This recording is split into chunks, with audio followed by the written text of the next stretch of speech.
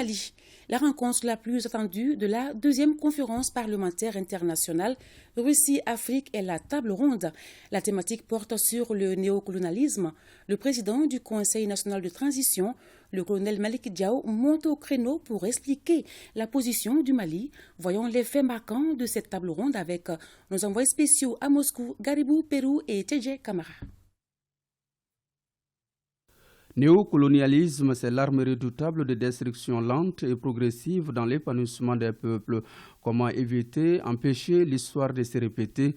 Le président du Conseil national de transition, le colonel Malick Diao, s'appuie sur la vision des pères de l'indépendance pour montrer la voie à suivre. C'est l'ancien président ghanéen, le docteur Kwame Nkrumah, qui fut le premier, en 1965, à utiliser le terme néocolonialisme, en faisant référence à la continuité historique de la transition des colonies à des nations officiellement indépendantes. Le premier président du Mali, Feu Modibo Keïta, disait, je cite, « Chaque démarche du Mali, chacune de ses prises de position sont dictées par le désir de se trouver au plus profond de la lutte contre le colonialisme, contre l'impérialisme. Chaque décision du Mali porte l'empreinte d'une indépendance réelle que ne saurait contester aucun homme, aucun pays. » Mouvement de contrôle, le néocolonialisme est un système de pression pour piller les ressources naturelles. Face aux réalités, on est en droit de demander que deviennent donc la liberté et les indépendances de nos États chèrement acquises. En réalité, il n'est plus un secret pour personne que les indépendances accordées par les anciennes puissances coloniales ont été savamment organisées pour perpétuer leur domination par d'autres moyens. La liberté donnée aux Africains de se gouverner par eux-mêmes n'a pas mis fin à la mainmise sur leurs ressources naturelles.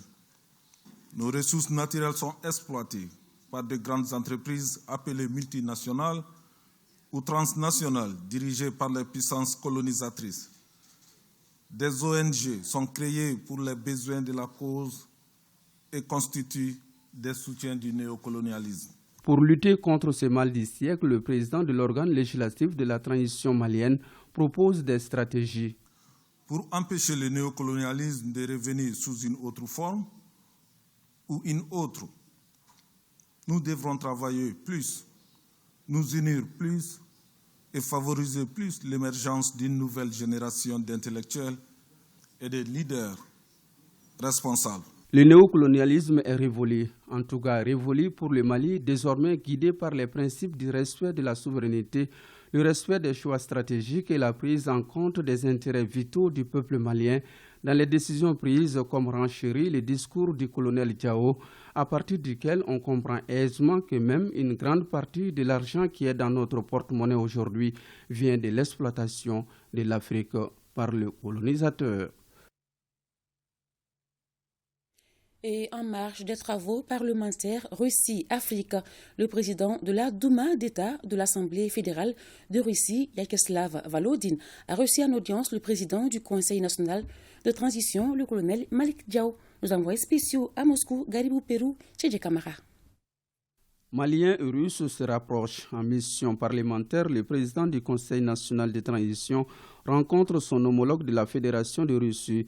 Après une demi-heure d'échange, les deux personnalités se présentent avec des sourires qui donnent de la lumière dans les relations bilatérales entre le Mali et la Russie. Le dialogue en face à face est primordial pour ce développement.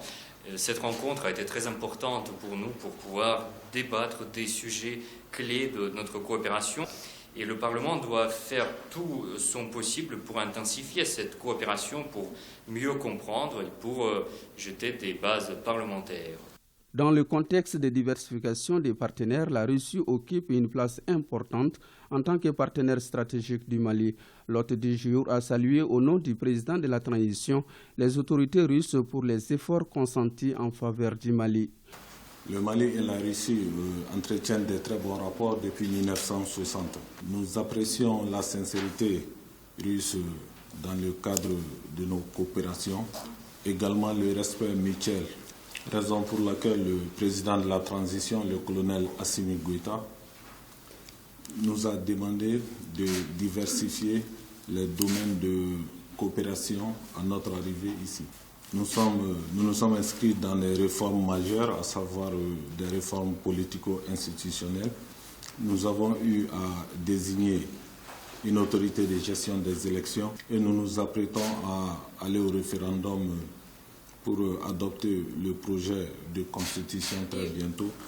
Donc aujourd'hui, nous avons encore besoin de l'accompagnement et du soutien de nos amis et partenaires russes pour un retour à l'ordre constitutionnel, relever tous ces défis.